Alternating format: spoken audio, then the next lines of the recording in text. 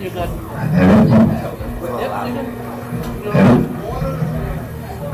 You're live. So we start now? Yep.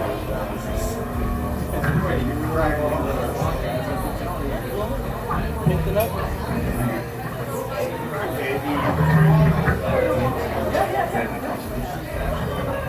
Good evening, ladies and gentlemen. Welcome to Cowbell Night at Cowbell Burger Bar, brought to you by Rated M Comedy. We're going to have a wonderful evening tonight with some of the 20s comedians. If you would please keep the chatter to a minimum and keep your phones on silent. And now I'm going to bring up your host, one of Maine's funniest... Cricket smile. Just kidding. Listen to what I'm going to do.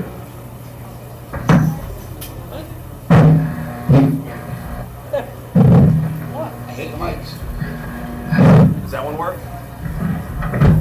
You know that one? Yeah, just use the shake weight. The shake weight. This is yellow for it. Jump to the shake weight like this. We apologize for technical difficulty. And now we're going to bring up your host. He's one of Maine's funniest comedians. He has his own channel on Pandora. Let's give it up for Maine's biggest stoner, Ian Stuart. If I was Maine's biggest stoner, I would look like you, Joe Ellis. You look terrible. You fucking kidding me? Good lord. Hey guys, welcome to Comedy Night. Who knew it was Comedy Night tonight? No one. Yeah, awesome. Well, thanks for being here tonight. This sounds. I sound like I'm doing comedy through an Arby's talk box right now. I'm like number 7, everybody. Thank you. All right, well that's fun. I feel like there was a guy that was sitting right there that was totally into the comedy. Did he already leave? The manly man that was sitting right there? What happened to that guy? He was here for this. Yeah. All right, B-Rad, I'm going to tell you my jokes. I was actually hanging out with Matt Brown. This is a true story. We were walking down the street flyering, and while we were flying, we saw a dog with an owner walk towards us, and I noticed that the dog was wearing shoes. And it blew my mind, not because the dog was wearing shoes, but the dog had better shoes than me. How did the dog get Nike Airs? That's not good. Matt Brown, these jokes are all for you. Yeah. Matt Brown, do you remember the... can I move? Can I... Oh, I can move. How far can I go into this, Joe Ellis? Pretty far. You think so? Sounds a lot better. This sounds better? Yeah. Oh, yeah. Oh, okay. All right. Woo! Woo, guys! Well, there's a couple people here. Hey, how you guys doing? They're on a date, obviously. How are you people at the bar doing? Good. There's the manly dude right there. He doesn't he kind of look like... You look like a King of the Hill character, my friend. Yeah, no, for real. You got a good look. You kind of look like you bought all your condoms from Cabela's. Has anyone ever told you that? Like, you look like a really manly man. Yeah. Like the kind of man that doesn't watch football, you look like you listen to it on AM radio while you whittle shit. You know what I mean? Like a real... Yeah, see? No, I'm right here. I'm right behind you. You've got a very nice... I can also tell that you probably make a lot more money than I do based on how your wife looks. So that's good. Crow, what's going good, guys? Host, how are you doing? The other host here, how you doing? Good? Yeah, nice. You look at every line cook that's ever fired me from Friendlies. All right, let's get this going. What else can we talk about? I don't want... do you guys like strip clubs? That's weird. Is that a weird thing to say? No? You are aware that you look exactly like the woman from The Big Bang Theory, right? Do you get that all the time? Nice, that's awesome. You should just go cosplay as yourself around comic book conventions. Yeah? Nice. Bernadette, boom, you got it, hell yeah. Alright, well I was at a strip club last week. I was at Brian Brinegar. Have you ever been to Steppin' Out in J Maine? No? Anybody but J Maine? Yeah, oh, the ladies know what I'm talking about. The J Ballet. Oh, hell yeah, the J Ballet. Let them know. It's a good place. It's the only, if you guys don't know, it's the only strip club in Maine with a family discount. That's true. It's kind of like every other strip club you've been to. There's like lots of lights and lots of sound, but none of the strippers have cool stripper names. Like if you go to PT's, they'll have names like Cinnamon and Candy. And I was at the J Ballet and I was like, hey honey, what's your stripper name? And she was like, it's Barbara. I was like, oh no. This is not the strip club I want to go to. The only thing that's cool about the J Ballet is I can't get in trouble with my girlfriend while I'm there because I never come home smelling like perfume or wearing glitter. Every time I come back from the J Ballet, I smell like Allen's coffee brandy and I'm covered in sawdust. It's amazing. My girlfriend just thinks I've been drinking at a lumber mill all day long. It's great. I got 3 people, Matt Brown. I'm doing okay. Hey, you killed it. This is another new joke that I'm working on. Do you guys like Jake the Snake, the wrestler from WWF? You know what I'm talking about, Jake the Snake? Yeah. So I was on tour with Jake the Snake for a long weekend. I do hang out with Jake the Snake for a long time. And he's a crazy guy. He's still crazy as hell now. And I should preface this too, because I had to drive him all around Maine, and I had to use my car, and my car is a total POS. Like 2 years ago, I hit someone without insurance, and I had to like cover my car with like that black stuff, you know what I'm talking about? And then a couple months after that, I had to perform at the Gathering of the Juggalos. You know what the Gathering of the Juggalos is? No, it's the saddest place on earth. It's like the opposite of Disney World. I was there, and while that was happening, someone spray painted "Park Better" on the hood of my car. So I have this 2-tone car with giant "Park Better" on the hood, and I came up to Jake the Snake's hotel, and I parked, and Jake the Snake came out, and the first thing he said to me was, "Oh shit." And I then coaxed him in my car, and he barely could fit. And within 5 minutes, trying to adjust the seat, he broke off the arm handle of my car and asked me, "Does this normally happen?" And I said, "No." And he was very apologetic, and I said, "Don't worry about it, just sign it, and maybe I can eBay it, right? Maybe I can eBay Jake the Snake breaking off my handle." And so I eBayed it, and I got $15 for that handle. And I was feeling pretty awesome about getting $15 on eBay. Yeah, until I went to the mechanic, and it cost me $30 to get it replaced. Friggin' Jake the Snake. No good. So he DDT'd me with my car. What else can we talk about? Oh, do you guys like do you like Netflix and Hulu and shit like that? Believe it or not, I was in a movie that should be out this fall called The Witch Files.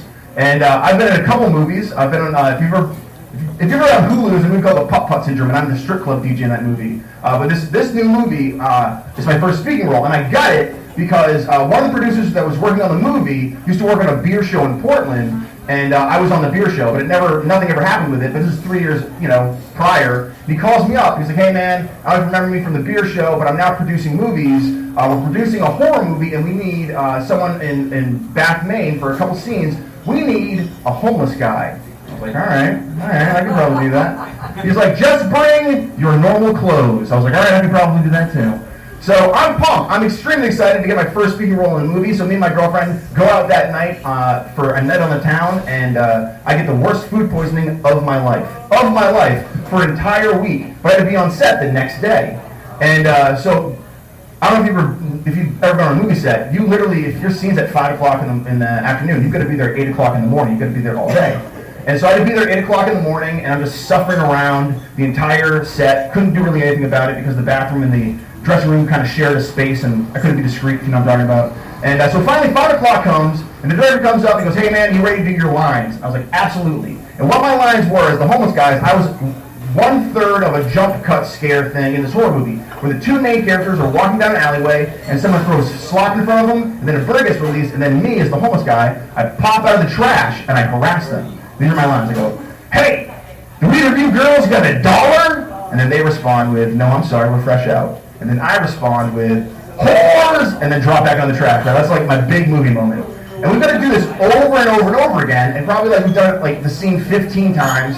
And finally, on the 15th time, he comes up to me. He's like, "Hey man, I love what you're doing. I just want to feel like you're more grimy. You know what I mean? This is probably the last time we shoot this scene. Just like, I want to feel the homelessness seep off of you." And I was like, "Yeah, whatever, man, because I don't feel good. I just want to get out of there." So we set the scene up again. I get back on the trash.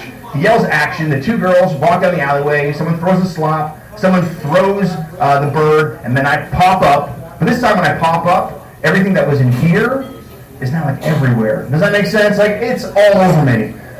Yeah, so I pop up like, "Hey, do either of you girls got $1?" What, you're ever do this OD at an Allman Brothers concert? What? You were ushering me. Oh no.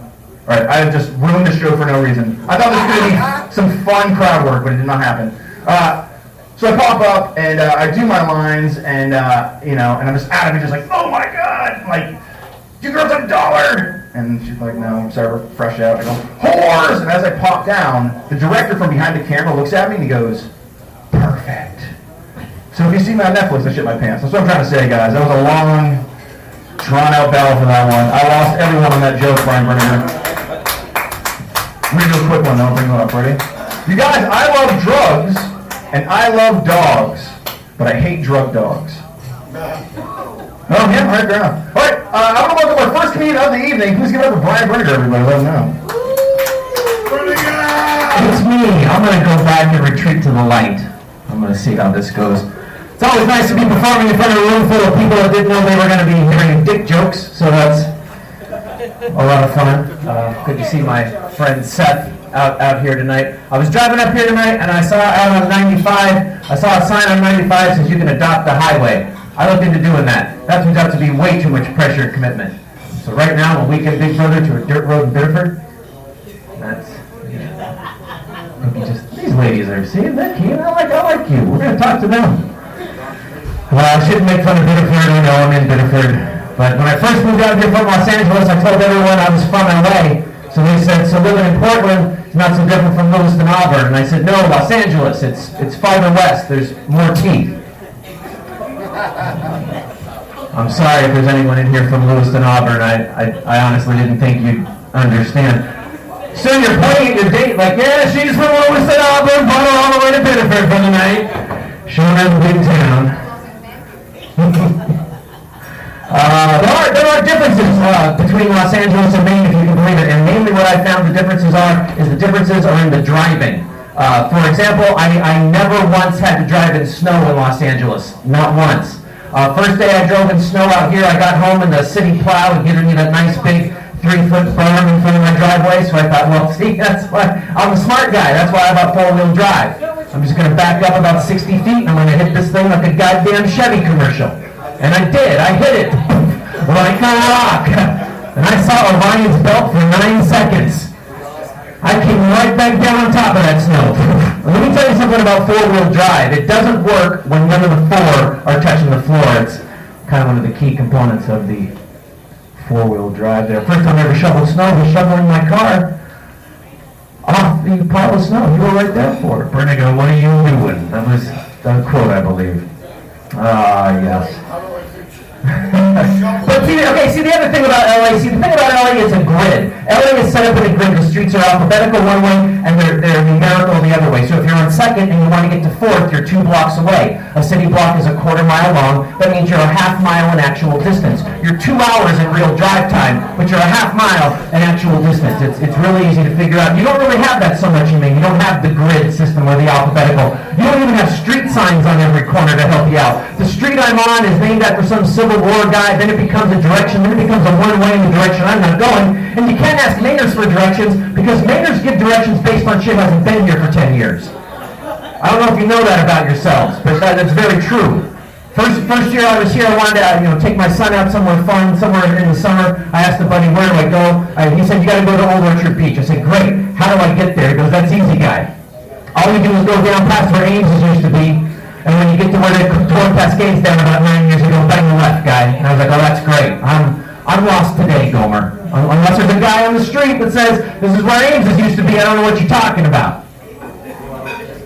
But it's not the stuff that's not there that you people use as landmarks that are bizarre. It's the landmarks that are actually there that really have freaked me out because I had to go get some winter gear for my first winter in Maine. So, because in Los Angeles, this is winter gear. It's nice. You see, I needed winter gear, so I asked that same friend, where do I go for winter gear? He said, you got to go to LLB, bub. So I said, great, how do I get there? He goes, you're going to go 295 past the Big Indian. And as I was driving, I thought to myself, I probably should have thought to ask exactly how big that is a big fucking Indian. Holy shit. And what else did he tell me I was going to pass? A big globe. And how did I know I was at LLB when I saw the big boot? Why does everything get bigger on the way to Freeport? It's like I'm in a Tom Petty video the whole way there. Oh, good. Is everybody drinking? Is everybody drinking? You're in a bar, you should be drinking. Yeah, I love drinking. Drinking is one of my favorite things to do when I'm a miserable drunk. I'm the worst drunk of my friends. You have that friend that you're getting ready to go out and you're like, gee, I wonder who's going to show up, and then he does, and you're like, oh, shit. That's me. You have that friend that ruins it every time you go out? That's me. You have that friend that sneaks their own booze into the bar? That's me. There I am, totally shit-faced, haven't bought a drink all night, finally the bartender finally walks up to me, he's like, sir, you can't have this drink here. I'm like, what are you talking about? This is a Jack and Coke. Yes, sir, but we don't serve our drinks in a Voltron thermos. You're gonna How'd you go? I thought I was fooling you. I apologize if I'm a little over energy tonight, folks. I'm tired. I'm tired for a bunch of reasons. I'm mainly tired because I've been having to give oral antibiotics to my cat lately. You laughed. Did you have a cat? Have you ever had to give it oral antibiotics? You know how fucked up that is, right? It's not a one-person job. It's a two-person job, isn't it?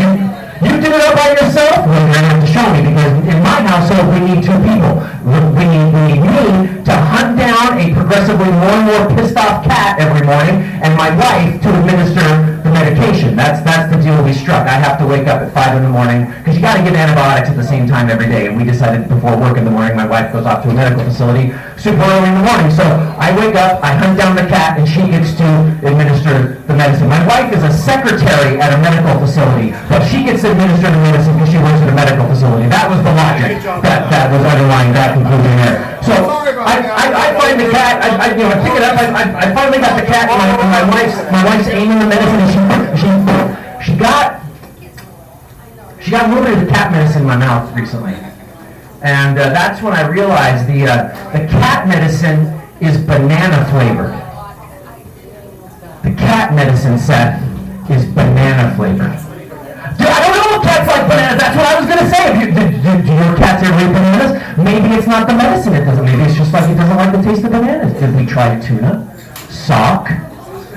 Dog turd? It eats those. I mean, why banana? I don't know. I don't have a fucking clue. And I'm also tired.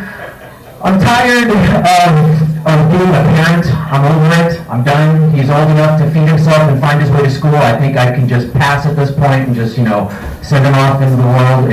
It's a hard thing being a parent because you're never ready for it. You're never ready for it. You think you're ready for it. And the fucked up thing that your friends and family do is they trick you into thinking you're ready because they help you at the baby shower. They give you stuff. For that first year, you're set. You got the bassinet, you got all the little jumpers, you got all the shit, you got the thing to put them in the car in and drive around and all that, and you're cocky after that first year. You think you're ready to go, but you're not ready for 3 years down the road. You're not ready for 3 years down the road when you've heard that Dora the Explorer DVD for the 50th time in a day. And they say there are different episodes on each DVD, but I'm pretty sure it's just the same fucking episode over and over and over. That swiping and swiping and swiping and on that fucking Memphis people, right? I say we burn that bitch to the ground, and that's not a healthy thing to say about a child's program, but you're sick of it. And then you're not ready for 5 years down the road, but you're thinking, Dad, then your kid's crying in the middle of the night. You don't have any idea why you go in the middle of the night to help your kid. You step on you ever step on a Lego in your bare feet? Let me tell you about stepping on a Lego in your bare feet. I would rather punch my grandmother in her face on her birthday than step on a Lego. That's a horrible thing to say, but these are things you say when you were this tired. When you are this tired, horrible things come out of your mouth. And then God forbid your kid joins a travel sports league, like travel soccer. My kid plays travel soccer. I'm on a soccer field at 6 a.m. in November, in Maine.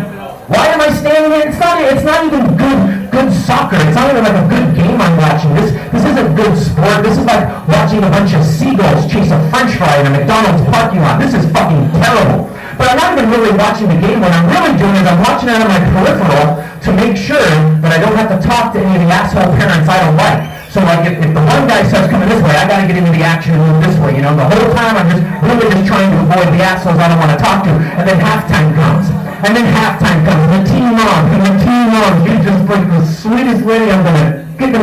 Anyway, she is just like, oh, the boys playing great. Aren't the boys learning? They win today. We get to travel out of state next month. It's like, oh, great. And then she comes up to me. She's like, Brian, do you have the orange slices for halftime? Do you have the orange slices for? Because you signed up like 3 months ago. You signed up to bring orange slices today. Today you signed up 3 months ago to bring orange slices. Today's your turn because I have it down at the beginning of the sign. And I'm like, shit, I forgot the fucking orange slices. I'm too busy feeding bananas to my cat. Just line the boys up and give them a little squirt, send them back out into the game. I'm tired of a lot of shit. I'm tired of how the schools work nowadays. I'm tired of how schools work. Remember when we were kids and you just got shit handed to you? It's like, here's your shitty report card. Take it home to your parents and have them sign it. And then they didn't sign it, you have to bring it back. Or like they just hand you this letter. Here, maybe you have lice. Here, take it home, Or like if you did something really bad, they staple it or something back to the back of your shirt and you just had to go home and take the message home. They didn't know what you were getting into. Now everything's online. Everything's online. online. And the other day at work, I got a text message from my son's school that his lunch PayPal account is overdrawn and he's overdrafting a burrito and he needs 80 cents to his PayPal account now. And I'm trying to remember, and I can't remember the password. The password just and I just more alerts, really causing a log jam. Need that 80 cents for that burrito. You know, I'm like, so I finally call into the front desk, and those front desk ladies, they're really sweet, but you're gonna just punch one day. And they're trying to give me all my little password hints, and it's like, lady, I didn't even remember to shave one side of my face today. I don't remember the goddamn password hint. And she can tell I'm about to have an aneurysm. She's like, okay, your password is fuck Gorham Schools. I'm like, oh, that's right, I remember, fuck Gorham Schools. Okay, no, that's right, I'm gonna have to change it like last time. Let's change it to fuck Gorham Schools 2. I won't forget that one. I definitely won't forget fuck Gorham Schools 2. But you know what else I'm kind of sick of? I'm kind of sick of that schools never seem to have money. We always got to raise money for the schools, for the pencils, for the pens, and the computers. They can never seem to afford it. And what do? They do the same thing that they've always done. They send home shitty sign-up sheets that we as parents have to take to our work and put it in the break room and hope that someone wants to buy off-brand candy or way overpriced wrapping paper. That is bullshit. And no one's going to go into the break room anyway because Tina microwaved fish again. You don't microwave fish at work, Tina. Everyone knows you went to sushi last night. You don't got to rub it in our faces. And you don't even microwave sushi. It's supposed to be cold. You just show it off. No one cares. He's not going to ask, Tina. It's been 5 years. Give it up. Exactly.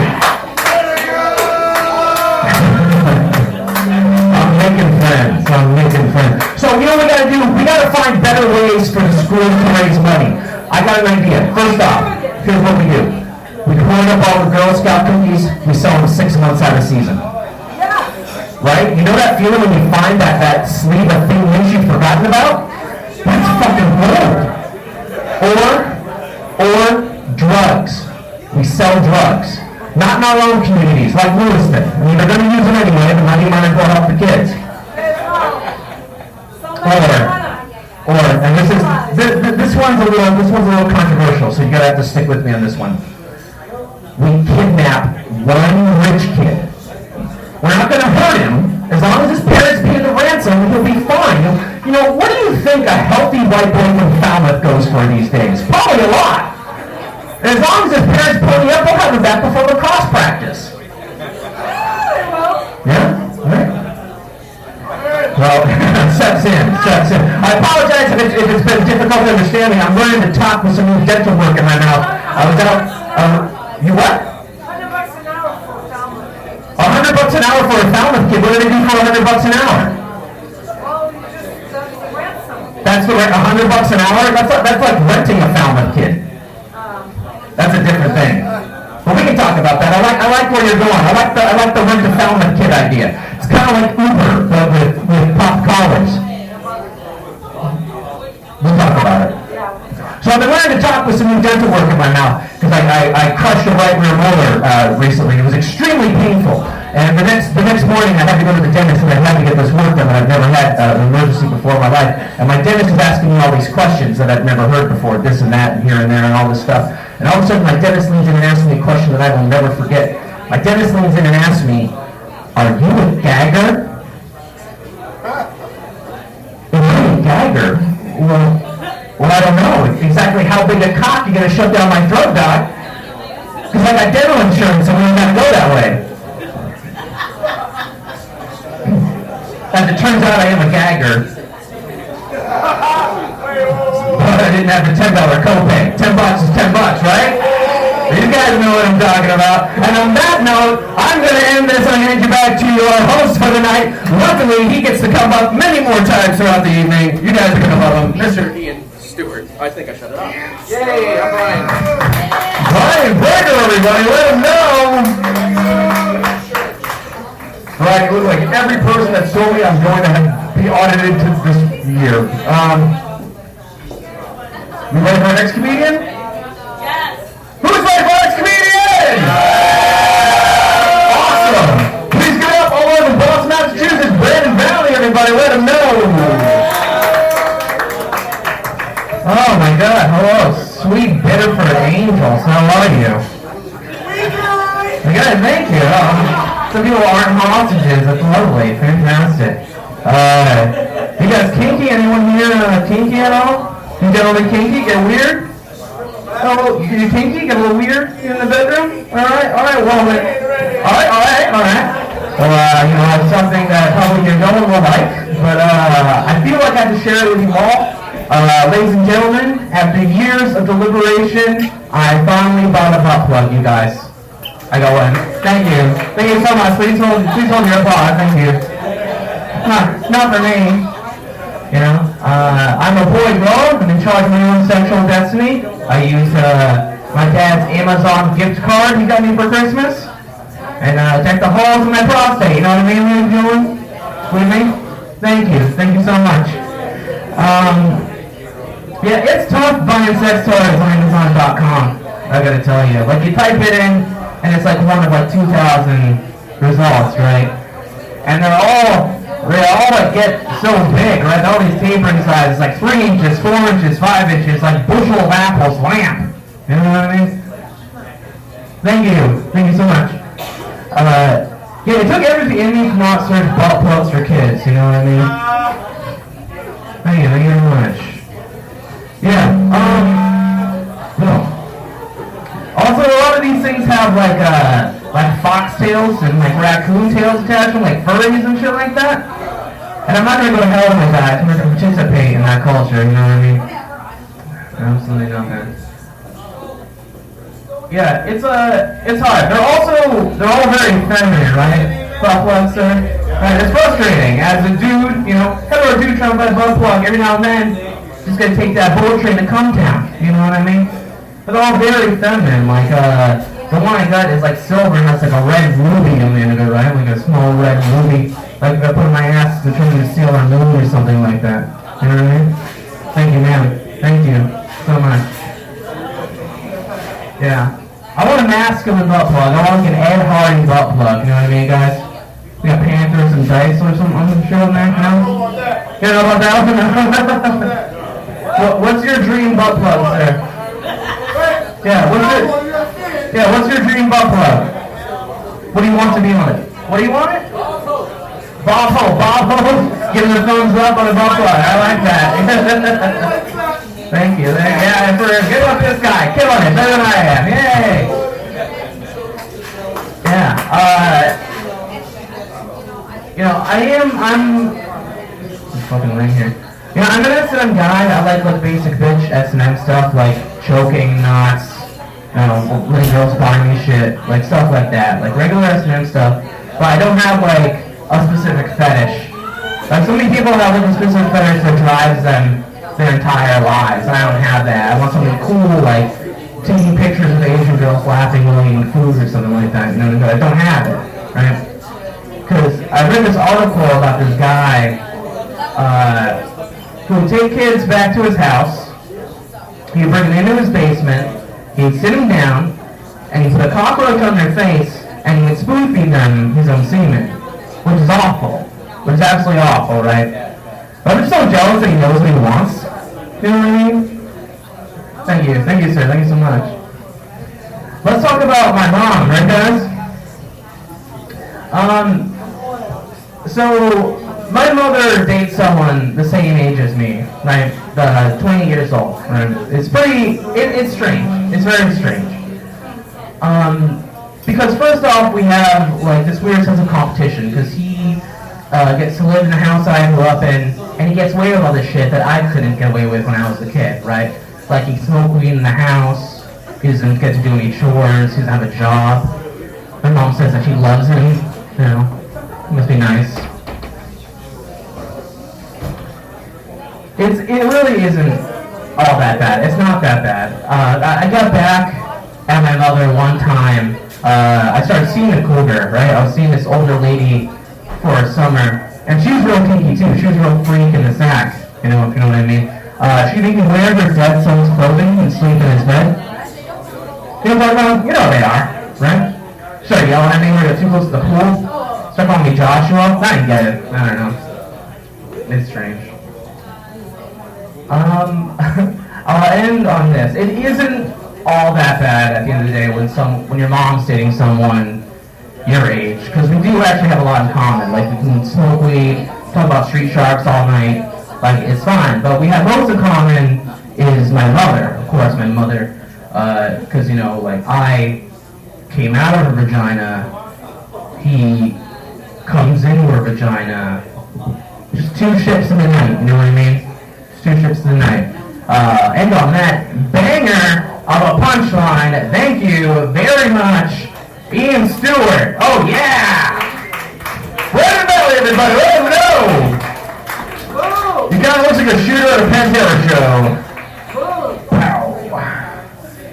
Because like one of the guys died. All right, let's get it going. The next comedian, please give it up for Joe Ellis, everybody. Give it up, Joe Ellis, guys. How's it going, everybody? How you doing? You look really scared. I promise, I don't bite. I have a wife, she would kick my ass. Actually, I used to do a web series, believe it or not, with Ian, called My Friend the Caveman. Because basically what my life is I live in a cave, which is my apartment, and I just play video games and smoke weed all day long. So he decided, hey, maybe we should get Joe outside and have him experience some shit before he just dies and nobody notices for 3 months. So if you go online and look up My Friend the Caveman, you can see me do all kinds of stuff for the first time. Like I have my first steak, I try sushi for the first time, I have my first burger, you two are looking at me like I'm fucking insane. It's okay, it's okay. Most people look at me that way because I've eaten pizza every day of my life since I was 8 years old. That's right, I am the living embodiment of Pizza the Hut. That's what I am. I'm made out of pizza and Pepsi. That's just my genetic makeup. That's how I'm built. But it's great though. I had a lot of fun on the series, and sadly we only did a few episodes. Hopefully it'll be coming back soon. But what's great is because now I get recognized from it. It's really cool. Like people come and go, oh my god, I can't believe it's you! Jared from Subway! The fuck, dude? No, that wasn't me. That wasn't me. I'm not in jail catching a footlong. I know I look like I am pregnant with diabetes.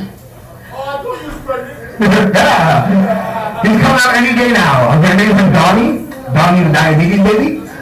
I also look like Bobby Hill if he grew up. And started smoking way too much goddamn weed.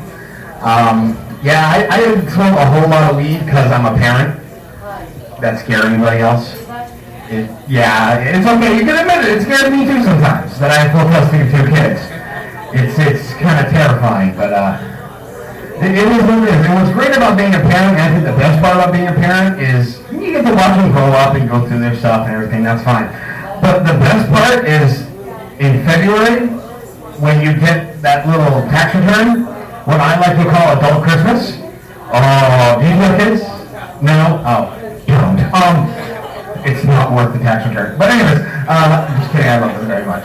But the tax return is great because then I get to go buy what I want. So like I got myself a new phone, I got a new car, I paid off me and my wife's phone for the whole year, I got a 4K TV and a PS4 Pro.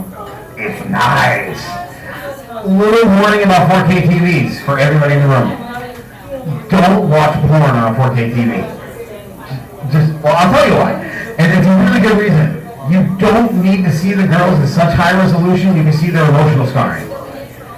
That's just a little bit too much. You don't need to think about what kind of mask your dad used to wear. Just no, it's not a good scene.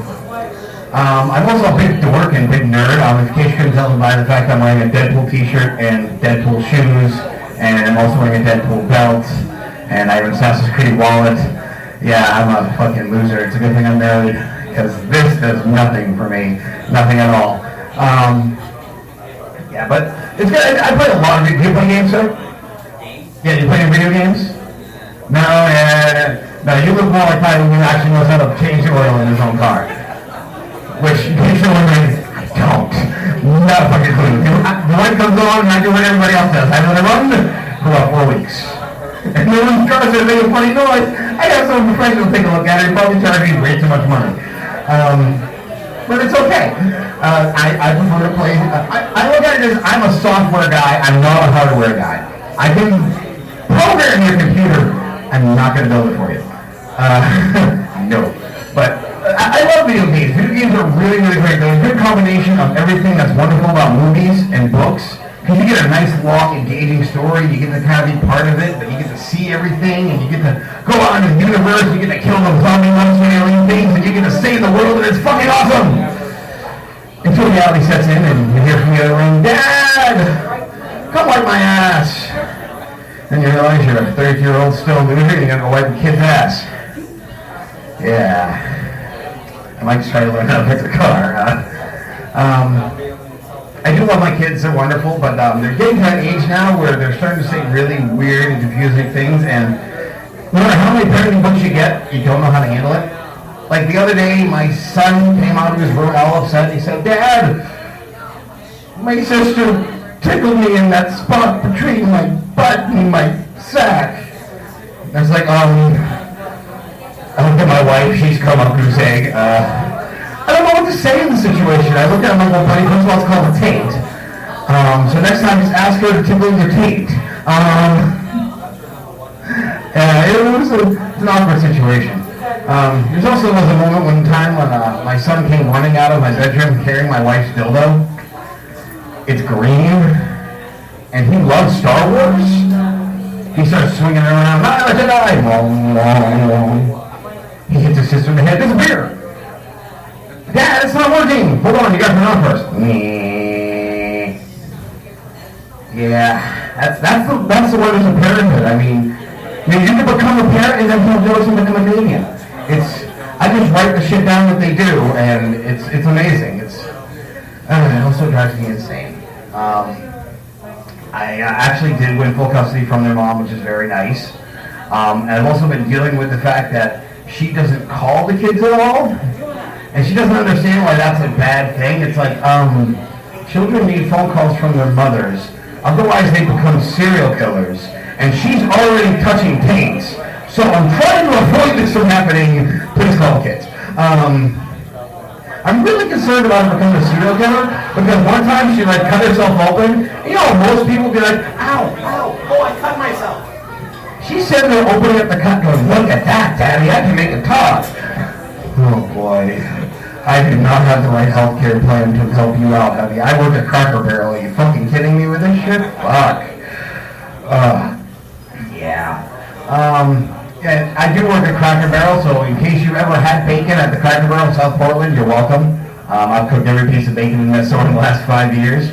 I did know one thing working at Cracker Barrel. There's some things that Cracker Barrel has in common with places like Amsterdam. Like, for instance, in Cracker Barrel, you can have yourself a piece of hash brown casserole. In Amsterdam, you can have yourself some brown hash while you're waiting for your casserole.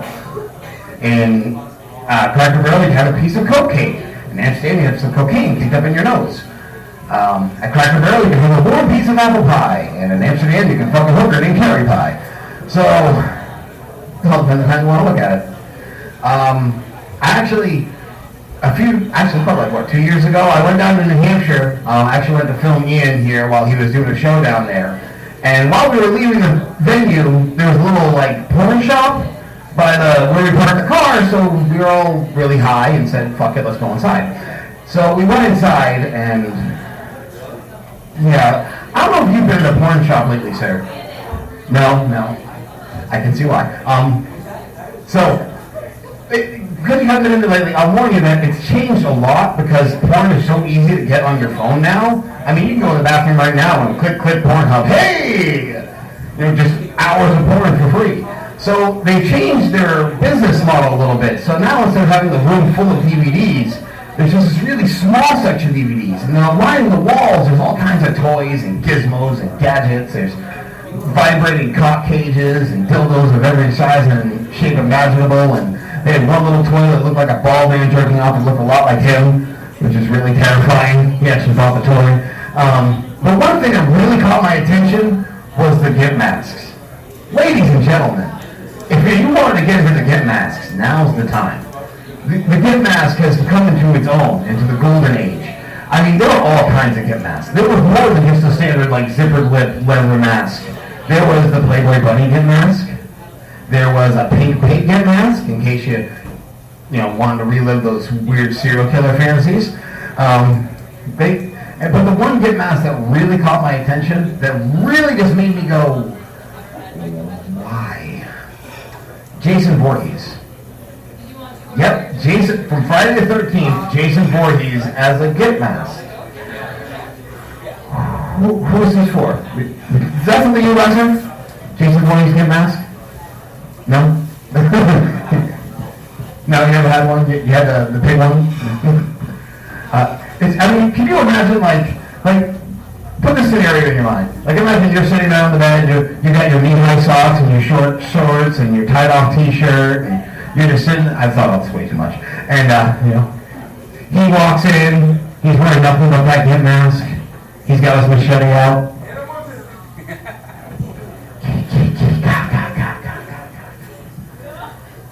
Suck, line, cock, rim, chop. Keys. Just, I guess that's fun on Crystal Lake, or maybe that's fun on Crystal Meth. I'm really not quite sure. An interesting side note, though, is ever since I started telling that joke, my wife can now not watch those movies without thinking about that, and I think that's a personal win on my part. On that note, I'm going to call it a night. I am Joe Ellis. Thank you all so much for laughing with me. I'm the laughter host, Ian Stuart. Just call me a laughter host. Hey, give it for Joe Ellis, everybody. Let him know. I like how he thinks that his clothes have anything to do with how people report. Joe Ellis, it's not your clothes, man. You can wear whatever you want. It doesn't matter what you wear. You still look like John Wayne Gacy. All right, please give it up for our next comedian, Dave Robinson, everybody from Boston. Thank you. How's it going, guys? My comedy is going to torture you the most, but it's going to be the shortest amount of time. It's going to feel like longer, though. My therapist has been telling me I should try to be more relatable to people. I got to try to be more relatable. So this first joke's pretty relatable. Maybe this has happened to you guys. Have you guys ever had your dog Sam die yesterday? Have you guys ever had a best friend, an animal, who loved you unconditionally, who died yesterday? You've never had that? I told you it's going to feel long, guys. It's going to be really short, but it's going to feel really, really long. I would describe my style as a dad that you know has kids. You're not entirely sure he's ever had sex. And the longer you're thinking about it, you haven't seen his kids in a while. Or his wife. It wasn't a moving van or anything, they're just not around anymore. It's gonna feel really long. I have two siblings, and my parents are kind of those hover parents. So I'm trying to tell you guys, you two, is that it was hard for me to masturbate growing up. So I would have to run to the bathroom, and I didn't have like material or anything, so I'd take like a Game Informer magazine, and I'd masturbate in like a minute to Laura Croft. And I just didn't realize that the entire time I was just training myself to disappoint women. Like every time. I was training like I was going to the Olympics for disappointing women, you guys. You guys think there's ever been a case of a nephew molesting his uncle? No, I don't want to think about it either. You're right. Nice weather, right, guys? Saw a lady the other day. She was riding her bicycle and she had a baby strapped to her chest. And I just thought, that's going to be the cutest way to kill your kids, right? Is that not the cutest way? Absolutely most adorable way to kill your kids? Besides poisoning a lemming wedge? You guys know what I'm talking about?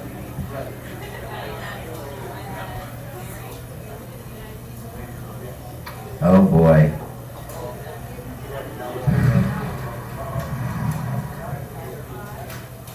I'll do an impression for you guys, and then I'll stop torturing you. This is my impression of Ronald Reagan telling Mikhail Gorbachev to tear down that wall. Here goes, guys. This is Ronald Reagan in the throes of dementia telling Soviet President Mikhail Gorbachev to tear down the wall dividing East and West Berlin. Here goes. Ronald Reagan, Republican sweetheart, Republican poster boy, Ronald Reagan telling the Soviet premier, Mikhail Gorbachev, to tear down the wall, the literal wall dividing East and West Berlin, as well as the ideological wall dividing the United States and the USSR at the time. Here goes, you guys. Ronald Reagan. Mr. Gorbachev, tear down that Gorbachev.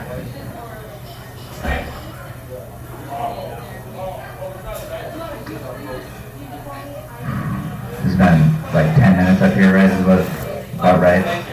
Just about right. 4? That's almost, I've almost hit the... I'll do one last joke. Because everyone's paying attention so well. And you guys have earned it, honestly. You are quite the crowd. So I was watching this video the other day, right guys? And it was a video you wouldn't ask. It was a video of like questions you wouldn't ask people to their face. Like, so this video was to people with Down syndrome. It's questions you wouldn't ask people with Down syndrome to their face. And in the video, all the people answering the questions were British. I just couldn't help but feel like they just sounded so much smarter than like American.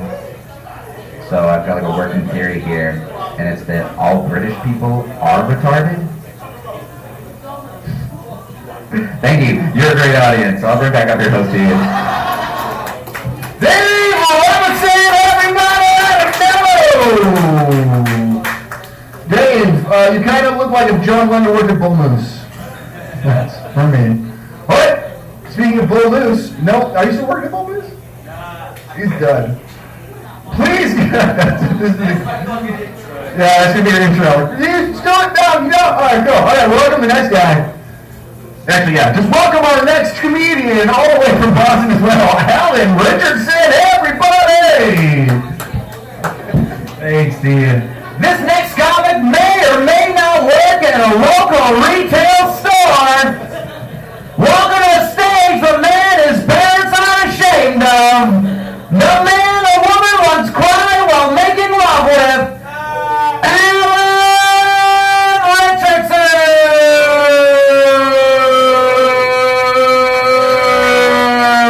No words by E-Clap, thank you. Where you at? Where am I at? That's you. It's fucking me! It's fucking me! I'm that guy that used to work at a retail store! Why? Why you so fucking yourself? Why? Because I didn't go to fucking college!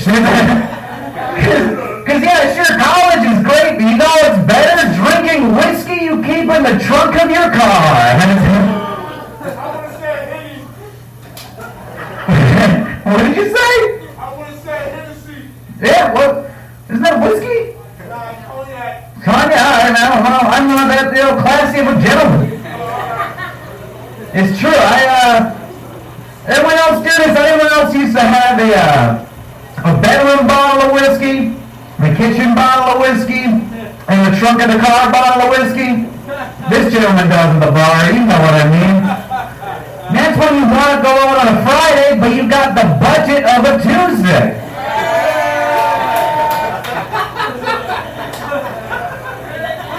I don't know how that guy got so drunk off 2 Virgin Shirley Temples, but he does keep going to the trunk of his car. He's lit as fuck. Got something about titties? You can't talk with your mouth full. You can't say hold on while you eat another French fry. Hold on, man. After I eat these 3 more things and yell these 5 other things, then eventually, after I eat 3 more things, I will stop yelling with my mouth full. That is after I'm done yelling these next 10 things. But I will never turn around to face you fully. There we go. How's it going? You're still giving me that shoulder like I just said goodbye at the end of a romantic comedy? Oh, I'm sorry, Drew Barrymore. I didn't notice that was you drinking Ezra Brooks bottom shelf whiskey out of the trunk of your mom's Honda. Yeah, that is all. We're imagining in heaven. Later, me and that guy are going to go in the bathroom and make out. I don't care if he knows it. That's how we do it in the city. That's what Stevie Wonder was singing about when he said living just enough for the city. Just making out with boys in the bathroom. He knows what I mean. Oh, this got weird very quickly. As I stated, I didn't go to college. I'm not very smart. I do live in the city now. I live in Boston. I live pretty close to the MIT campus. If you guys ever seen MIT, it's cool. I got to finally figure out the difference between MIT and my ex-girlfriend. It's that MIT won't complain if you fart while you're inside of her. It's because it's a building, so I would complain. And let's go. You guys all paid attention for this stupid fart joke. They do have some things in common. They did both choose 4 Asian men over me. Yeah, shit. One was for a degree, one was for a bukkake. You can decide which one was worth it. Enjoy your poutine. It's very sticky cheese curds. Speaking of which, I came on my own forehead last night. I was really bummed to find out a hole in my sock. Yeah. Right before I got on stage, I turned to my friend and said, I'm going to blow the dick off this place. Not a dick in sight. Out the fucking roof. Set's woke as fuck. This is good. This is, I'm filming this tape so I can get on late night television. This is going to be my big break. Oh, Lord. I almost got into a car accident getting up here because it's very hard to masturbate while you drive a car.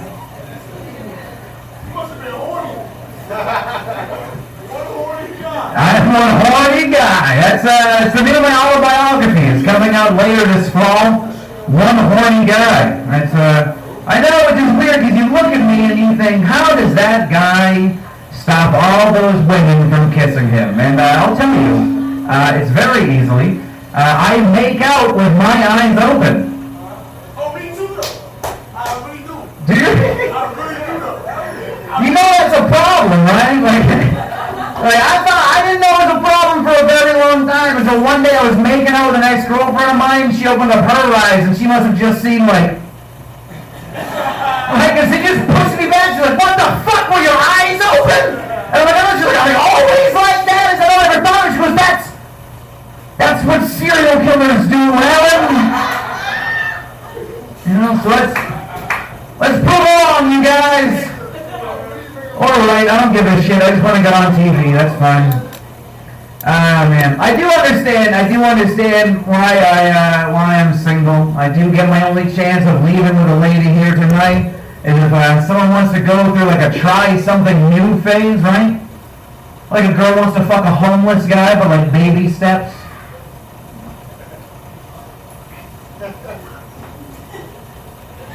We just made direct eye contact. That was really uncomfortable. I got that fresh, like, just lost everything kind of look, you know? Like, there's still time to change me, you know? Like, last week I was in my office. I was doing my job. But today I blew a guy for a cheeseburger. I did, yeah. You know what's crazy? I look more homeless when I'm naked. I don't know how that happened. I caught a glimpse of myself the other day in the mirror and I was like, holy shit. That's what a homeless guy looks like. Like my skin's not tan, but like it's no good, you know? How's your guys' dinner?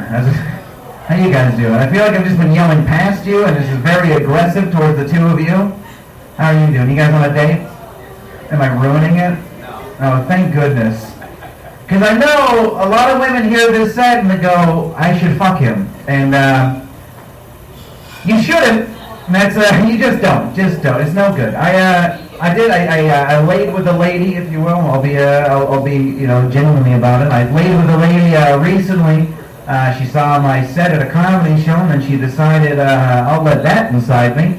And which, you know, I don't know why, but we were laying there afterwards, you know, and she had this. She looked so cute, you know. She had like this look on her face, you know. You could tell like she did not enjoy that. That was not her cup of tea. Like, she had that look on her face, like a mix between, like, oh, he's such a nice guy, mixed with, oh, if I wait here long enough my phone to charge, I can call an Uber, you know?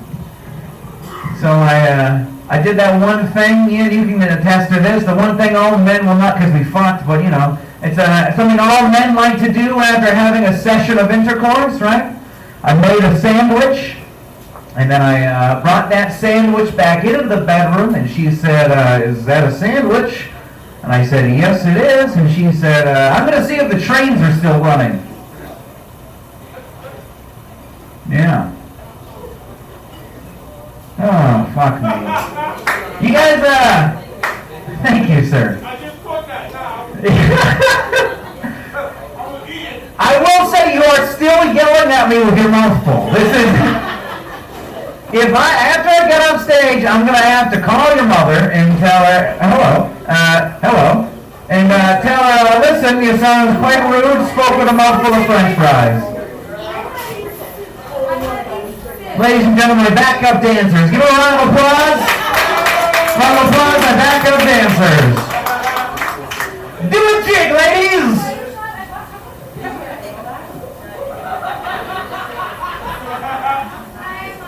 They'll get to it. Fuck. Alright, they're fired. You're both fired. I know it's your son's birthday next week, and I'm sorry if that means you can't afford him a gift, but your performance or lack thereof as a backup dancer has caused me to take this action, and I hate to say that you're no longer needed on the team. You're sitting down on the job. You're drinking. This is not professional. I swear, it's like you don't even want to acknowledge I'm here. And really, we spent hours practicing this goddamn routine, and now I'm up here with my dick in my hand, and you couldn't care any less. Why ain't knowing you? Get it. There I go. I can't get her. The cord's not long enough, and it's illegal. I can't just assault a lady because she's not dancing. That's misogyny is what that is, but I will give you 2 weeks severance because I do believe in equality, but know that I am, fine. Oh, I get it because it's wireless, yeah. Okay, hey. I'm sorry, you've both been fired. What am I fired for?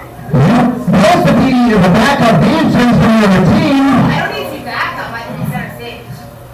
Yeah, you are. You have to earn it.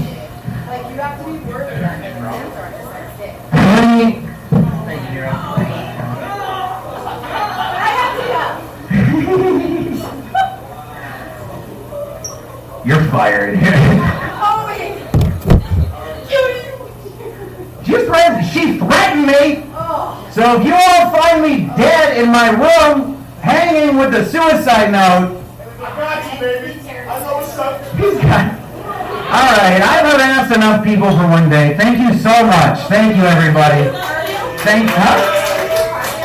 Look at me.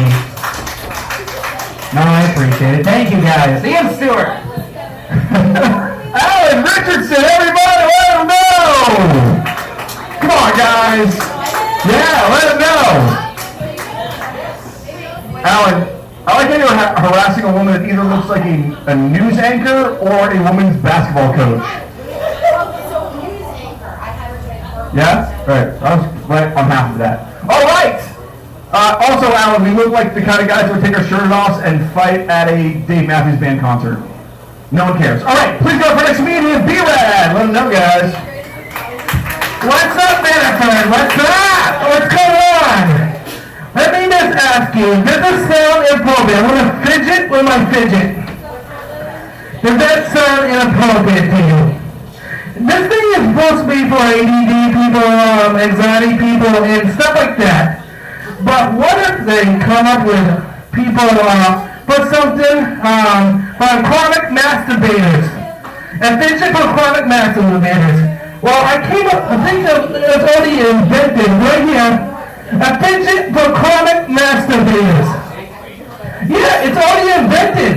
So if you gotta freaking always have to crank it, just get a shake weight. That's for the chronic masturbators out there. Yeah, shake weight is for the chronic masturbator. Yes! Like, miss, you can probably, this is good practice for you probably, right? Right? You were doing that, yeah? You get it, come on! Haven't you seen the South Park episode? Yeah, I've seen the South Park episode, yeah. Yeah, alright. But yeah, I see you already picked up ladies, but there's probably a few guys out there that are already trying to pick up ladies out there. And stuff like that. But always keep a spare pair of underwear in the glove compartment of your thing. Just in case you have to take your pants off and you got a shit stain already in your freaking in your pants. So, but you got the Star Wars ones. You're always gonna have the Star Wars because you gotta take out your lightsaber and all that. But yeah,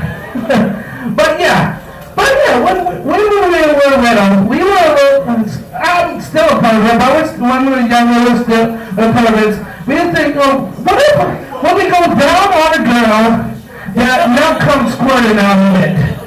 White girl be white milk, black girl be chocolate, Asian be coffee milk or soy milk, and I'll probably pour the strawberry milk once a month. Yeah, but yeah, you remember the sex talk that you had with your parents? Was it awkward and all that? Was it awkward? Was it your sex talk with your parents? Never had a sex talk with parents. No, well, let's see. When my dad told me about my sex talk, he said, son, this is how you have sex with her, you stick it in a hole. So I got a chance a couple of years later, and I actually stuck it in the girl's ear. Yeah, then I tried the ear belly button. Yeah. But yeah, when ladies, you get older ladies, what do you say you get something called the shitty titties? Yeah, the very shitty titties. Yeah, this is what they are. The shitty titties droop down to your knees so I can suck on those tits and lick that clit all at once. Yeah, that's right. Yeah, I bet this guy knows what the shitty titties are talking about, right? Yeah, Biddeford probably got a ton of them, right? Hell yeah! Those shitty titties just zoom right down. Again, you get to do double dose those. Again, suck the tit and lick the clit all at once. Or if you got a threesome right there, a guy could be sucking the tits and you could be licking the clit all at once. Yeah, that's right. Yeah, that's right. That's right. Oh yeah. Again, the best part of age. Hey, after 21? There's nothing no age to look forward to. Yes, there is. You age 69. Wait till age 69, buddy. You have to pop that Viagra to get that 69 on. I don't know about that. Oh yeah. You know, at 69, you think you don't have to use the Viagra? I mean, I'll fill it up. They'll fill it up. But yeah, who likes to go down to the ocean during the summer? Yeah? Oh, like that? Go up to dance class on that? Well, I work at a retail job for my other job, and there was some hot, fine ladies coming through my line. What would you think they would be buying coming through the line at Walmart before going out to the ocean? Underwear! Yeah. Underwear! No, they're going out at night. They're all dressed up, what do you think? No, they were buying gas X. They were buying gas X. Going out. That means they probably don't want to be grinding up on that guy's dick and giving him a vibrator on his dick. Yeah, buying gas X. Man, the club be popping that night. Holy fuck. But yeah, back when I was little, we had curse words that we couldn't say anything. Crap was a curse word. That was a PG-13 style curse word right there. So that means shit was rated R, poop was the G-rated. So pretty much when I said shit, boom, slap him on the head, back of the head, as he crapped, and then slap Now for the rest, poop. So pretty much I had to say poop kickers when I was little. Poop kickers. But yeah, man, I just spent $40 for a freaking burger hooker. Did I just pay way too much around here? $40? Hey sir, did I pay way too much? He did. But yeah, I go home, you go pick up anybody, you have to go to your masturbation station. And so basically, when we're at masturbation station, people always interrupted me. My mother came knocking at the door while I was backing off to Martha Stewart. I was backing off to my dad's Playboy when he was backing off. So yeah, but yeah, let's give it up for you. Bring it back to your host, Ian Stuart. I'll be there. Thank you very much. You guys, it was B-Rad, everybody. Let B-Rad know. Yeah. I was outside smoking a cigarette, but I heard people leaving the bar that he was doing his milk joke, so that's fucking good. Yeah. Do you like B-Rad? You're gonna go home and... Yeah. Give it up one more time for B-Rad, guys. Let him know. I know B-Rad's kind of like, he's kind of dressed like Larry the Cable Guy. He's like Larry the Free Cable Guy, right? A little bit? That's fun. So, B-Rad, we've got a special guest. I don't know if you know this. What's that? He's waiting for a drink right now. He's getting a drink.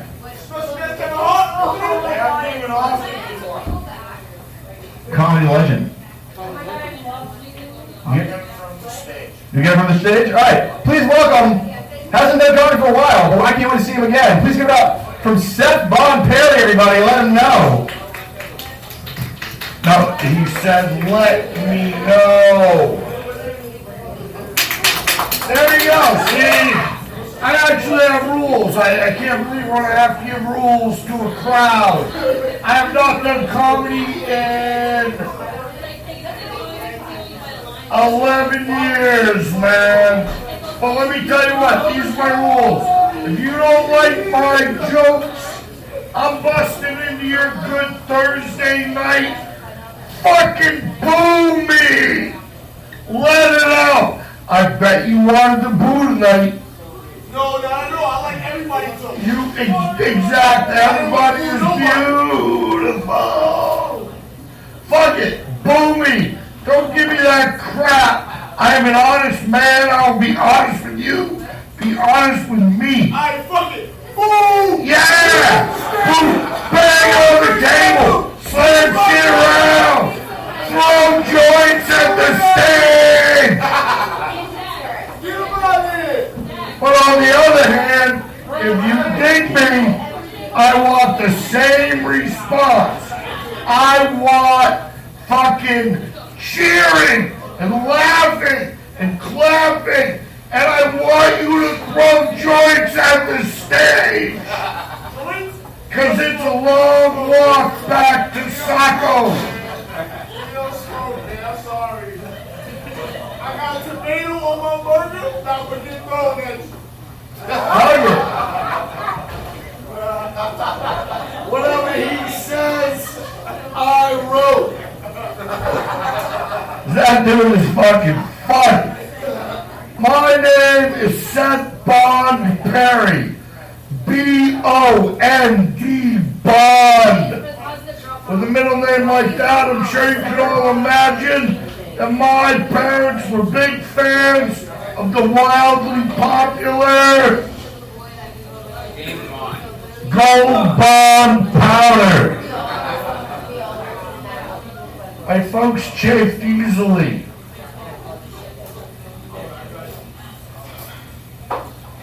I got a Mirage, one of them cars called the Mirage. You don't want a Mirage. Walking all the way across the parking lot, just find out your car. It's not fucking there. It's Mirage. Should have bought the Oasis. I like to walk my dog. You know, people come up to me. They always see me.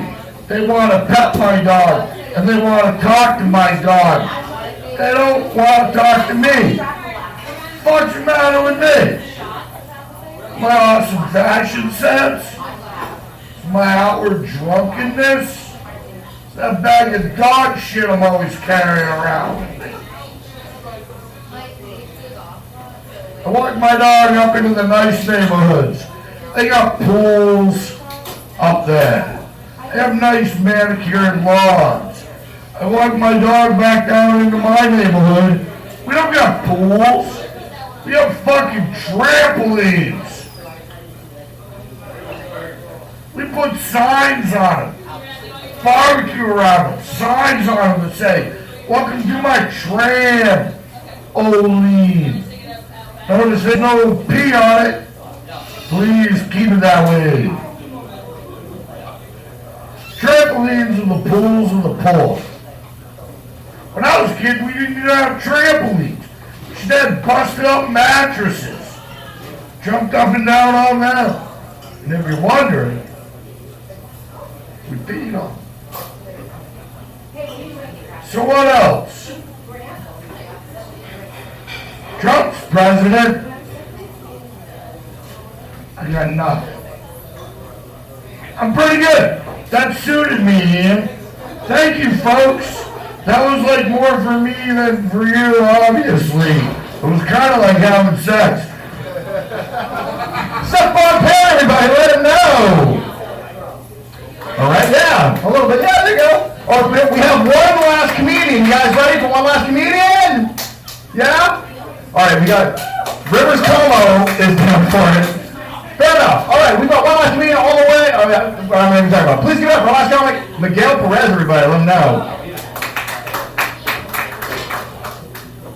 Thank you so much. I expected nothing less. That was fucking exactly what I wanted to hear. Yeah, that it was the right amount of clapping that I deserved, to be honest with you. But keep going for your host, Ian Stuart, who is doing wonderful. Or not, it's fucking fine. I get it. You're all tired. I am too. Fuck. I had a long drive here. I was outside smoking a cigarette, and the owner said, "You know you can't do that, right?" I'm like, "Oh shit, I didn't know that," so I had to flake it out. And then after that, I noticed there's like a boxing gym next door, and I started thinking like maybe all the guys that go in there are super tough. Like I can't be that tough. Like I'm probably like pro wrestling tough. Like if you get into a fight with me and you hit me and you miss, like I'll still fall down. I'll come back out with fucking blood all over my face, like you fucking come back down to pick me up and be like elbow drop, elbow drop.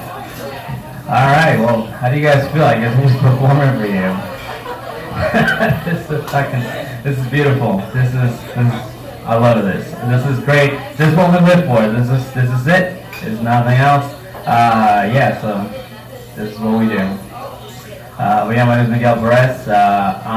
I'm just moved to Boston like a month ago, and I gotta say I'm a very, very big fan of Boston. The people are nice. There's a lot of bars that you can go to. There's a lot of nice places. The only thing that I'm not really happy about is the parking. The parking in Boston is just fucking terrible. Yeah, the first night I spent there, I was driving the moving truck, and I parked overnight, and I got a $50 ticket for parking a commercial vehicle overnight.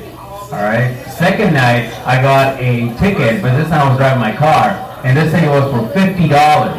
And I was like, what the fuck for? They're like, oh, street cleaning. I'm like, fuck. All right, so I'm gonna move my car next time, though I won't get a ticket. Move my car. Next morning I wake up. Bam, another $50 ticket. I'm like, what the fuck for? They're like, oh, we're cleaning the other side of the street now. I'm like, oh, you gotta be fucking kidding me. Thursday, same thing. Friday, next thing. This thing just kept going on and on for like a whole month. I was like, are you fucking kidding me? My mom asked me, she's like, hey Miguel, how's the city life going?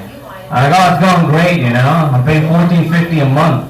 She's like, oh my god, is that your rent? I'm like, no, it's just for fucking parking. Unbelievable, this fucking city's the worst.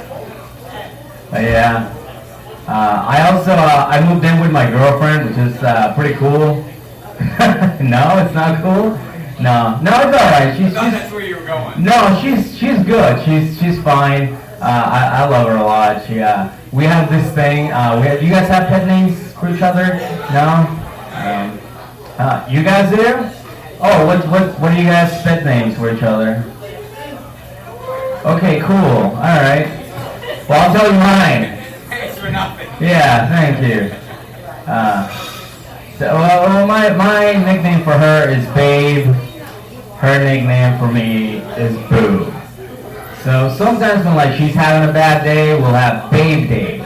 You know, which consists of like we go to like all the places that she likes, we eat all the food that she likes, we do everything that she likes to do, and I get to say nothing about it. I get to just sit there and smile and just support her on every single thing that she wants to do. And then we have Boo Day, which is basically just her not talking the entire day, and I just get to sit at home and masturbate and play video games. It is fucking wonderful. One of my friends go, hey man, oh, when did you have sex with her? It's Boo Day. I'm like, yeah, she's my girlfriend, not my fucking hand. Like, I can't just be like, hey, let's talk right now. Boo Day. Like, we can't do that. We can't do that. She's great though. I really do love her, and I think we all have that special moment that we all know we like when we wanted to be with that person. What's up? I love my girlfriend. Yes. I know you look at me like you look like you have a boyfriend. Yeah. Yeah. I get that a lot. Yeah, to be honest with you. That's why I was telling Ian, like, don't tell them I'm from Boston, because the first thing they're gonna do is they're gonna look at me and go, skinny jeans, nice hair, faggot. I get that a lot. Which, by the way, it's nice to be here in a place where you can say the word faggot and it's okay. Like in the city, you can't say faggot. People get triggered. But out here, you can say faggot. People go, where? Where? What is he drinking? A martini? Faggot? It's fucking beautiful. But no, where was I? I'm sorry I got derailed. I was talking about my girlfriend, which I love. We don't have that one moment where we find out if we, if we want to be with this person or not. For me, it was this very special moment before we were dating, right? She was naked, I was naked, we're fooling around. Gets on top of me. By the way, she's got big fucking cans, and I love this about this girl. Big fucking good old hangers. I love them. She gets on top of me, and she goes, honey, are you into motorboating? I was just like, yeah, of course, I'm a man. Why wouldn't I be? As soon as I said that, she planted her face into my man boobs and just went, I was like, holy shit. You liked it? I liked it. I liked it a lot. Actually, I liked it so much that I thought to myself, holy shit. First of all, I need to go to the gym. And second of all, she's the one. She's the one that I want. I liked it so much. She's the one. So we started dating. We started dating right after that. And as soon as we started dating, she looks at me and she goes, honey, now that we're dating, we don't have to use condoms anymore. I just looked at her and I said, oh, sweetheart, I don't think that's how my STDs work. Can you imagine the herpes on top of my dick? Just like, hey guys, gather around, come on, staff meeting. Listen, we can't be here anymore. Turns out Miguel's dating and they're not using condoms anymore, so yeah, we gotta go. What was that, Larry? Yeah, we can collect unemployment. Yes, you're fine, but as of right now, we gotta go. So wrap it up. Come on, everybody. Let's go home. Back to the butthole. That's what herpes live. Love that joke because I get to say butthole. And I also love that joke because I get to tell it forever. Yeah, thank you. Thank you. You too. This is better because last time I did a show for B-Rad, I was performing in front of B-Rad. So, this is way better than performing just one person. So it's cool, man. I really like it. But I'm very happy to be here. I really am. Driving all the way from fucking Boston, 2 hours getting stuck in traffic. Hey guys, come on in. Hey. Did you go by How land? you doing? What's up? Did you go by land? Did I go by land? Yeah. What does that mean? No, I drove by it, yes. I think you drove, I think you said by land. I was like, I got here by car, so yeah, I guess so. I don't know what to tell you. Oh, man. This place is bombing. Mainly because of the basketball game. And that guy in the back. Everything's going well. How you doing, Mr. Manager? Sorry about the cigarette out back, by the way. I don't know the laws around here. Oh, what? I needed energy for this crowd. Electrifying crowd. You guys are awesome, man. I know, trust me. You feel bad, I'm up here with a microphone. My friends are like, hey, don't worry, we'll be back, just for your act. And they're all fucking gone, too. I don't blame them. But Joe's here, so drinking a martini. Very good. B-Rad's here. Hitting me the bulk in the hoagie bit. I was hoping for it. I've been fucking dreaming about it. Dude, this guy had like 50 views on his YouTube page. Now he's got like 500 thanks to me. Oh yeah, he was holding my underwear by the way. I don't know if you saw it. It's fucking traumatizing. Nice to see you. Thank you for having me here, B-Rad. You're the fucking best. What else can I tell you? Dating was tough before my girlfriend. It was. I was in Tinder, Bumble, Grindr, just fucking really trying to find love, you know? And I actually matched with this girl in Tinder, and like that was pretty cool, you know? But unfortunately it wasn't the time that I wasn't drinking, you know? I did manage to bring her back to my place, which was cool. And back at my place, we're fooling around. She leans over close to my ear and she goes, Miguel, say something sexy to me. And I was just like, fuck, I wish I was drunk right now. You know, because when I'm drunk, like, I have confidence. And when I have confidence, I can say sexy shit. I can be like, Miguel, quiero que te quites la ropa. Te acuestes en la cama. Abra las piernas para que te pueda comer toda. Normally when I say that, girls just go, I don't know what the fuck that means. Just fuck me right now. Get in me right now. But I wasn't drinking that night. I was sober. So when I heard this girl say, hey Miguel, say something sexy to me, I freaked out and I said the sexiest thing I could think of. I was just like, Tom Brady. She's like, do you say Tom Brady? I'm like, I meant to say Katie. She's like, Katie, my sister? I'm like, I want to get the fuck out of here. This is awful. And I did. I had to leave. Yeah. Thank you for hanging out. I'm gonna take a sip of my water from this massive applause break.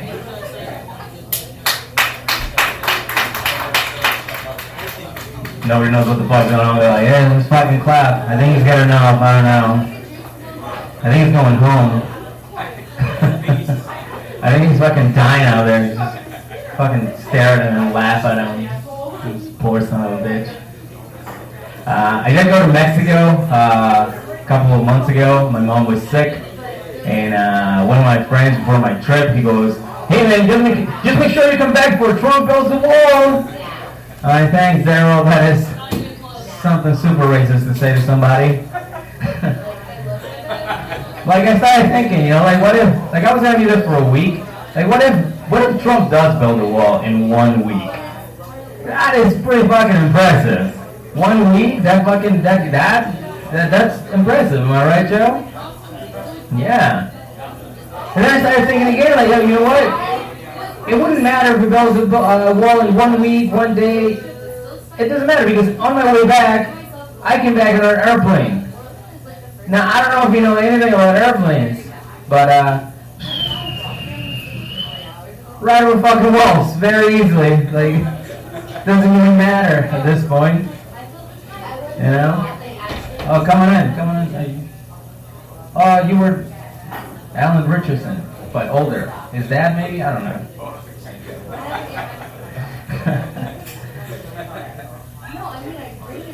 But yeah. So anyways, I went to Mexico because, like I said, my mom was sick, and unfortunately she passed. And that was very sad. And then the following day, my family's dog died. And then the day after that, one of my uncles passed because of lung cancer. And that was pretty tough. And I was like thinking to myself, like, Jesus Christ, Mexico, can I catch a break? Mexico's like, nope. And the following day, somebody stole my phone. Yeah. And you're probably saying, like, Miguel, what's the point of that story? Well, the point of that story is, like, I was telling that story actually to the people at customs. And normally what happens at customs is they're like, hey, I noticed that, you're brown, so we're gonna have to pull you aside, Pedro Martinez. I'm like, oh, that's Miguel Perez, but thank you anyways. But anyways, I was explaining that to them, and they were like, Jesus Christ, kid, you lost your phone? I'm like, yeah, also my family, but fuck. It's like, I hope you have insurance. I'm like, I don't. He was, Jesus Christ, kid. You know what? Just go home. Go home, get some rest, welcome back. I'm like, alright, thanks. I was, you don't want to check the back? No, no, just go home. I'm like, alright. And that, lady and gentlemen, it's like you smuggle drugs across the border with a fucking custom officer asking you, what's in your backpack? Thank you. Fucking killing out here. All these people came out here to see me. Did you know that, Joe? Yeah, they were like, holy shit, Miguel Perez is gonna be in Maine? Let's go to that. I can't hear the And they did. Well, I'm sorry, man. I thought you liked it me. What happened? What kind of jokes you got? I ain't even hear you. I got tons of jokes. You're over there watching the game, which I don't blame you, to be honest with you. Fucking Golden State's killing it out there. Let me hear a joke. You want to hear a joke? All right. Student loans. Thank you. Man, I'm gonna give you a word. Chicken. Chicken. Really? You're gonna give me the word chicken? Chicken. Make a joke with chicken. I don't have any chicken jokes. I don't have any chicken jokes, man. Why did you fucking chicken cross the road? I don't know, man. I To just get to hope. the other side!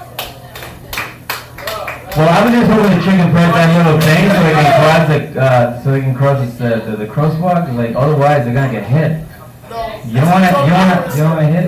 Well, you already said it. Like there's like no. You don't even need a microphone. That's awesome. I need a microphone. No, you You don't. look nervous. Me? Yeah. Well, what do you mean I look nervous? Alright, I'm gonna leave. Tell your joke. I'm gonna leave. Go ahead, tell me. I got it. Thanks, man. Thank you so much. My support system, everybody. My support system. You're good, though. What's your name? Thanks, man. My name is Miguel Perez. Shout out Miguel Perez, man. Yeah.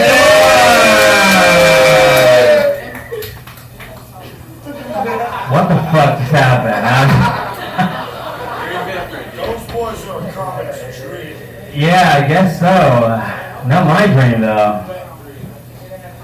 A lot of people were talking about, I know who was talking, he was talking about Trump earlier. He's like, oh my God, Trump's president. And yeah, he is. You watch TV. It's awesome. A lot of people are triggered that Trump is president. Not me. I always tell people, I'm like, embrace it, you know? Embrace it. Say whatever you want now. You can do that. You know, like whenever you're in an argument with somebody, you're just like, motherfucker, just want to fucking punch you in the face. Like you can now. You can fucking do that and just be Trump 2017. Even if you didn't vote for Trump, just be like Trump 2017. It's fucking beautiful. You can do that. No? You still thinking about that? I don't know. Alright. I was talking to a friend earlier about stand-up comedy. He goes, man, I can't believe you do stand-up comedy. I'd be so afraid to do that. I'm like, really? Is that what you're afraid of? He goes, yeah. Why? What are you afraid of? I'm like, honestly, wire coat hangers. He's like, what? Wire coat hangers? That's weird. Why are you afraid of wire coat hangers? I was like, I don't know, man. I think it's got something to do with my mom. Because she used to beat me with them. Yeah. Before I was born, too. So you can imagine. Thank you, Joe. The pain. Thank you, Maine. Oh, no, fuck no. I'm coming back. I'm coming back. I was telling my comic friends earlier how I had a mini mental breakdown in my car. Like I was on my way home going, holy shit, I do stand-up comedy. Like this is it. Like this is what I do. Like I'm gonna get in my car later and just drive up to fucking Maine. Like that's my life. That's what I'm gonna do. And then I started crying because I was like, I don't think I'm gonna make it. Not here. Like I'm just like in general. Like I'm never gonna be famous. I'm gonna fucking suck at life forever. I'm gonna get stuck at my job. My girlfriend's gonna hate me. She's gonna break up with me. I'm gonna be homeless. This is gonna suck. And then I got here and things got better. This is better. My life is going great. I'm so tall and so handsome.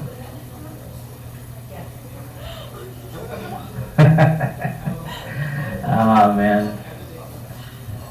Do you guys ever catch like your parents having sex? Yeah, that was fucked. That was fucked, man. That scarred me for life. Scarred me for life. Let me tell you, I was little. I was like 5 years old. I walked with my parents going at it. It was mainly my dad going at it. And he goes, "Oh my God, Miguel, what are you doing here?" I was like, I just heard mom screaming, so I decided to go over and check it out. He goes, "Oh man, well, I guess you gotta find out eventually. Well, listen, when a man and a woman love each other very much, the woman does something special for the man once a year." I'm like, "Okay." And then he goes, "And you know, your mother was being a total cunt tonight, and that's why I'm chopping her into pieces with this axe." With this axe. I'm just kidding, guys. Growing up with our mother was pretty tough. Like, breakfast was tough. My dad would be like, here's breakfast. I'm like, this is motor oil. He goes, "Yeah, eat it." I'm like, I'm a fucking kid. I'm not a car. Yeah. My dad was nice. He sent me to a lot of like extracurricular activities. Like, for example, he sent me to dare camp. And it was nice. I mean, sure, we got molested, but it was really nice. It was a really nice experience, to be honest with you. I was talking to one of my friends that I went to camp with, and he goes, "Man, it's the little things in life you have to enjoy." I'm like, "Yeah, I think they're talking about like having a beer after work, or maybe a sunset." I mean, seriously, man, how old is she?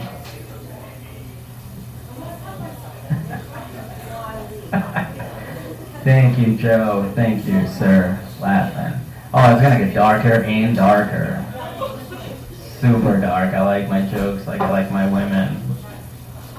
Funny, come on. Oh, man. Believe it or not, this is a great crowd. I was in New York a couple months ago. Fucking crowd. Bunch of animals. At one point during my set, this one girl gets up, starts booing me for no reason. She's just like, "Boo! Boo! Boo!" You know, but I'm a pro. I kept it together. I finished my set. I get off stage. I walk outside, smoke a cigarette. 5 minutes later, she comes out, taps me on the shoulder. She's like, "Oh my God, I didn't mean to boo you like that." I was like, "It's totally fine. Don't worry about it." She's like, No. I want to make it up to you." I was just like, "Listen, like, you're not hurting my feelings at all, so like it's totally fine." She's like, "I want to suck your dick."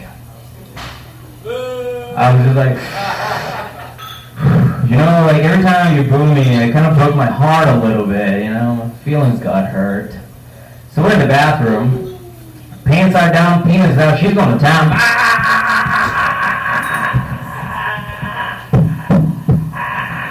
Very religious chick, by the way. I was about to get off and I wanted to say something nice, something like, "Oh my God, this feels amazing." But then she started using a little bit of teeth. Exactly. So I just tapped her on the head, she looked up, I looked down, and I just went, "Boo!"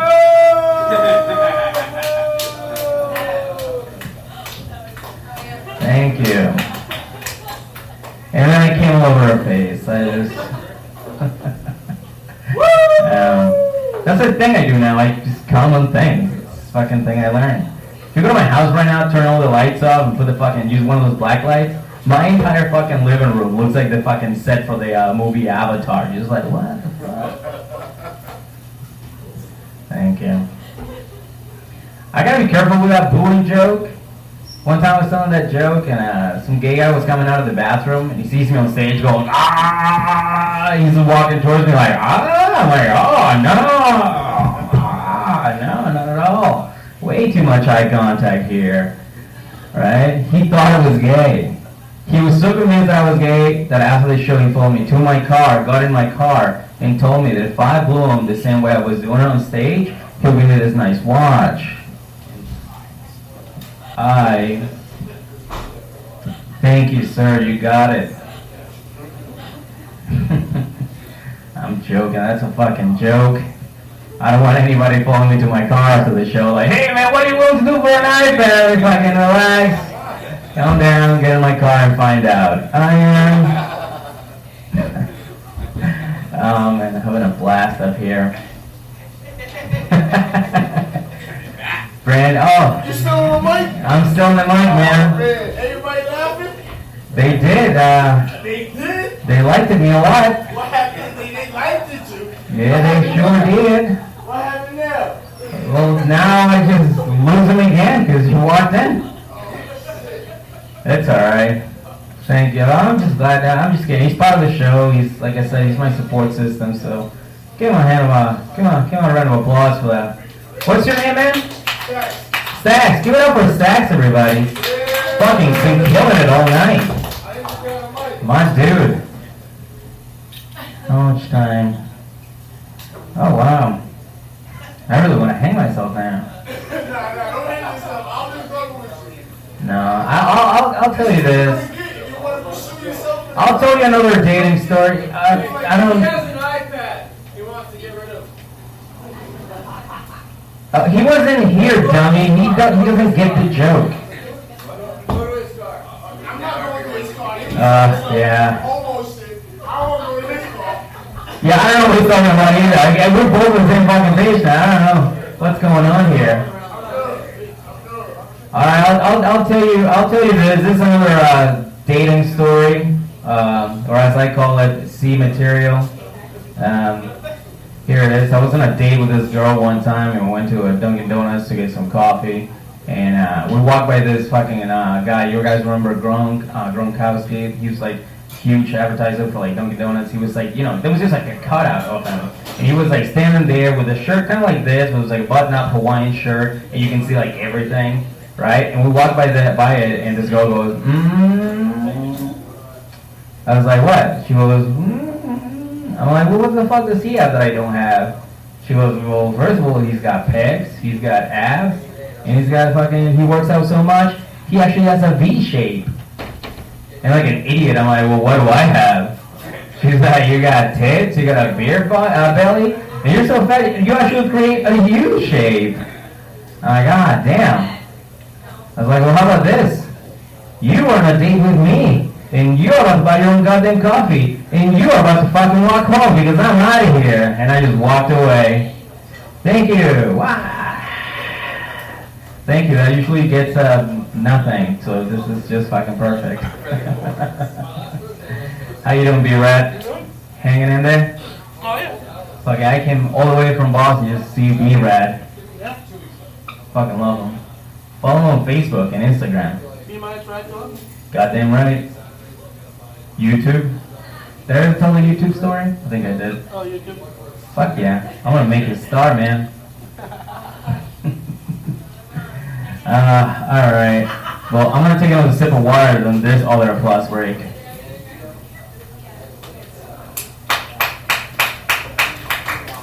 I'm just fucking, dude, I'm killing it.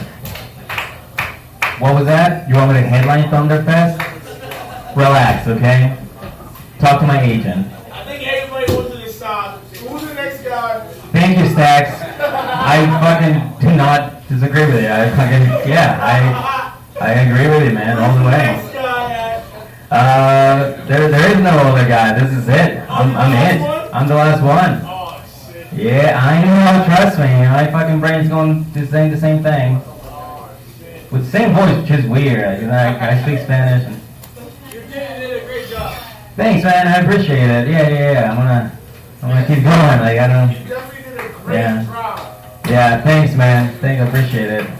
I don't know. I'm dumb. Everybody, did you do a great job?